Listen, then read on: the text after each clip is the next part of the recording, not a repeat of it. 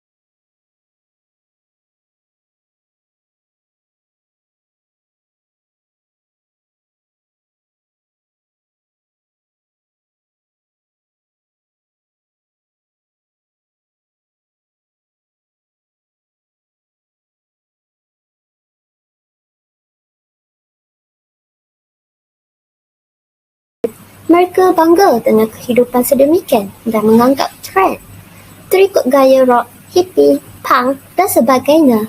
Ia juga memberi kesan yang negatif kepada peradaban Melayu.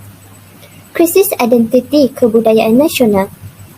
Samad mengatakan bahawa budaya kebangsaan masih dalam proses pertumbuhan untuk mencari identiti kebangsaan. Ancaman budaya luar seperti hot metal, rock and roll mengancam budaya Melayu. Begitu juga dengan tarian-tarian asli dapat menarik generasi muda melalui rentak disko. Krisis identiti yang sebenar dapat dilihat melalui kehidupan masa kini.